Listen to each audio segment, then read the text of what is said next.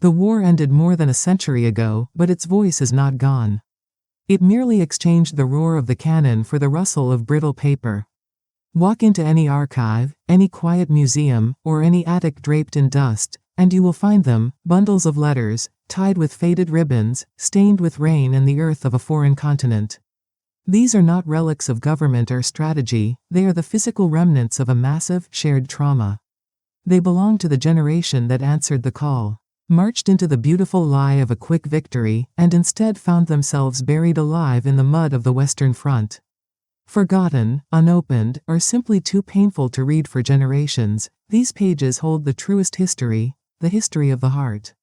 Our story is anchored by one such collection, yellowed by time, fragile at the edges, yet pulsing with the emotional electricity of a life lived on the brink.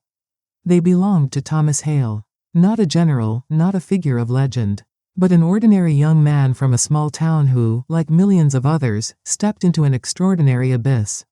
His words, written from the deepest scars carved into France and Flanders, became his lifeline, and now, they become our window. The initial decision to enlist felt like a celebration. Thomas, barely 19, remembered the posters plastered across every wall, vibrant in red and blue, "Your country needs you." They promised glory, adventure, and a triumphant return by Christmas. It was presented as a noble, clean duty, a grand European adventure to save civilization. In 1914, Thomas and his best friend, Edward Clark, joined the local Pals Battalion. This historical reality, the deliberate placement of friends, neighbors, and colleagues into the same units, was designed to boost morale. It worked. The bond strengthened their resolve, transforming fear into communal pride. Thomas wrote his first letter home while still in training, the ink crisp and full of youthful optimism. "Greater than, Mom, they say we'll be through the trenches and into Berlin before the leaves fall twice. Edward and I are together, and our whole company is made up of boys from home. We sing all day long, and the marching makes us feel like we're part of something truly great. Don't worry, this is going to be the making of me." But the songs stopped the moment they crossed the English Channel. The journey to the front was a slow, rattling crawl into silence. They passed through villages that were already shells of brick and timber, saw women weeping silently by the roadside, and felt the earth itself begin to tremble long before they heard the first shot. The reality of the trenches, muddy, rotting, endless, was a shocking, immediate betrayal of the promise they had bought into.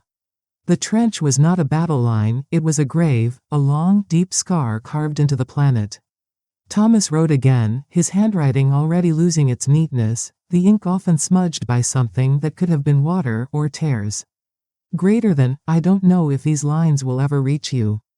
The post here comes and goes like the wind. But writing to you feels like anchoring myself to home. Mom, it's nothing like the papers showed. The mud is everywhere. It swallows boots, rifles, and sometimes men. I heard a shell drop 3 miles away, and I felt the tremor in my chest. This is not glory. This is just holding on." The trenches of the Western Front defied description, yet the men tried, if only to process the horror. It was a world of sensory assault. The air was a heavy, putrid mix of wet wool, stale explosives, chloride lime, used to try and control the stench of death and fear.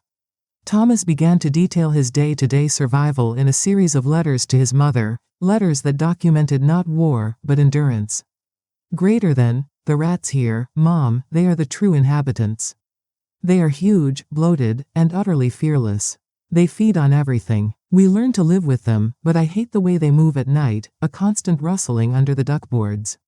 Sleep is a luxury we rarely afford. Life was governed by routine misery, standing guard duty in freezing rain, the endless, agonizing chore of bailing out water, and the constant, crushing knowledge that death could arrive at any second, silently from a sniper's bullet, or with deafening brutality from a stray mortar.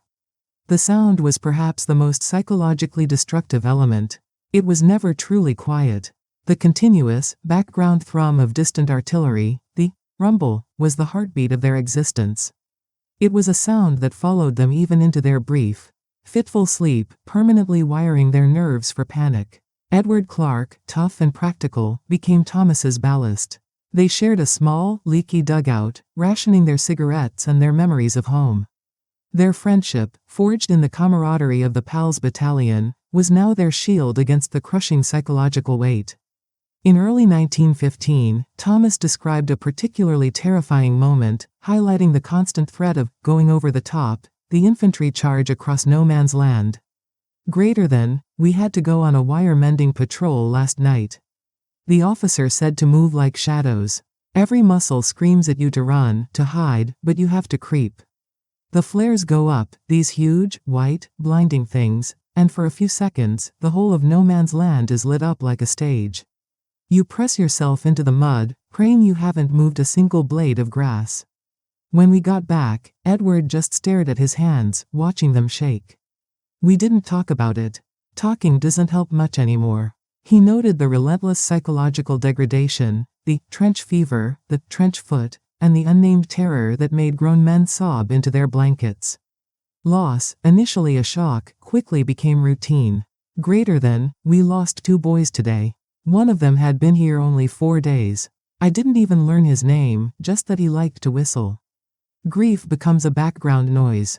We laugh, shout, smoke, and tie bandages while the shells fall because stopping to mourn would mean breaking apart. I keep writing. Mom, each time I put pen to paper, I feel like I'm ordering my thoughts, putting pieces of myself back together. Yet, even here, humanity was stubbornly resilient. The spirit of the men refused to be extinguished by the mud and the wire. Thomas wrote about the small, precious moments that provided fleeting relief, moments that historians often overlook, but which the soldiers lived for: shared rations of jam, a letter that managed to get through, or the sound of someone whistling a tune from London or Dublin. One long letter details an almost miraculous evening after a brutal 3-day bombardment. The guns finally went silent. Not a ceasefire, just pure, exhausted silence. The rain eased, leaving the air heavy and still, smelling faintly of sulfur. We were all huddled, filthy, exhausted. Then, Corporal Davies, a massive man who hadn't smiled in months, started humming. It was soft at first, almost uncertain. It was Silent Night, a tune that felt impossible to hear in this place. Edward joined in, his voice rough. Then another, and another. Soon the entire line of exhausted, mud-caked men were singing. Not marching songs, not even carols, really, but lullabies. Songs from home. For a moment, Mom, I forgot where I was. The barbed wire, the rats, the German lines, it all disappeared. We were just men, not soldiers, breathing air that wasn't trying to kill us. It felt like being human again. That moment, that shared melody across the mud, was what kept us alive just long enough to face the next sunrise.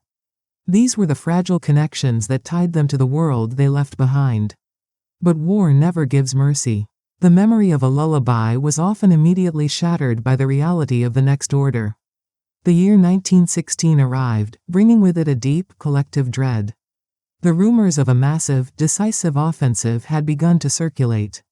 It was the whisper of the Somme. Thomas's letters grew sparse, his tone heavy with fatalism. He wrote about the constant rehearsals, the huge dumps of supplies being gathered. And the false sense of security spread by the officers. They tell us the artillery has hammered the German lines so flat they won't even have to raise their heads. They tell us we will advance easily. They tell us this will break the war. He spent the night of June 30, 1916, writing the longest letter he had ever attempted. It was less a letter to his mother and more a last testament, an attempt to make sense of the void he was about to step into. The barrage has been constant for days, the earth doesn't just shake. It seems to be crying. It is loud beyond imagining. We are going over at 7:30 a.m. Edward and I shook hands for a long time, not saying a word. What is there to say? We talked about the first thing we'd eat when we got home. Edward wants a huge steak. I just want a clean slice of bread and butter, served on a china plate. It is foolish, I know. But it keeps the bigger, darker thoughts at bay. The greatest dread isn't dying, Mom, it's seeing the faces of the boys next to you as they fall. It's knowing that you might step around one of your friends and have to leave him there. I pray I am brave. I pray I don't fail, Edward. If I don't make it, know that I never once regretted the time I had with you, and every breath I took here, I took wishing I was standing in our garden. The letter breaks off violently, mid-sentence. Greater than the whistle is about to sound. The sun is coming up, but it feels black, not bright. The air is going to split apart. I can hear the order being passed down the line. Clear and sharp. They said we would advance easily. But as soon as we climbed over the trench wall, the air split apart. It wasn't gunfire, it was a storm of metal. I saw men fall before they even took their second step. Edward was right beside me. The roar swallowed everything. I can no longer hear my own thoughts. I am running, stumbling through the smoke, tripping over men I spoke to only hours early. The ink trails into a jagged line, ending with a dark, oily smudge. Silence. The kind families feared most of all. July 1, 1916, the opening day of the Battle of the Somme, the bloodiest day in the history of the British Army. For months, the silence from Thomas was absolute. Far from the mud, Thomas's mother lived in a quiet purgatory. The world kept moving, oblivious to the void in her heart. Every morning, she stood by the window, watching for the postman, hoping for a letter, dreading the official telegram. She knew the silence meant either the end or something far worse. A fate lost in the chaos. The official notifications were often delayed, cold, and impersonal, providing no comfort, only vague dread. It was not until the first heavy snow of winter that a new letter finally arrived. The handwriting was hesitant, unfamiliar. It belonged to Edward Clark. He had survived the first day of the Somme, though severely injured himself. He wrote gently, choosing his words like brittle glass, fulfilling a pact made months prior. Greater than, I wanted you to know that Thomas was wounded during the attack. But he survived the field. He was hit and collapsed right as he went over, but the shelling was so heavy, we couldn't get to him for hours. I saw him taken to a field hospital near Amiens. He is alive. He asked me to write to you because his hands are still too weak and unsteady to hold a pen, but he wanted you to know that the darkness did not take him completely. A week later, a subsequent letter arrived, shaky, painful, but unmistakably Thomas's own hand. Greater than Mom, I'm alive. I don't know how, but I'm alive. The doctors here are kind, though the place smells like anesthetic and old bandages. They say I'll walk again, but they don't say how I'll walk. It will take time, but the fact that I can still write to you, even with these tremors, is miracle enough. I can hear the other boys here, the ones who lost limbs, the ones who wake up screaming from the silence. The war may be leaving us, but we are not leaving the war. As the Great War finally sputtered to a close in November 1918, the letters shifted in tone again. Thomas wrote about the boys returning home with missing limbs and vacant eyes, the victims of shell shock, a term for the psychological shattering the trenches had inflicted.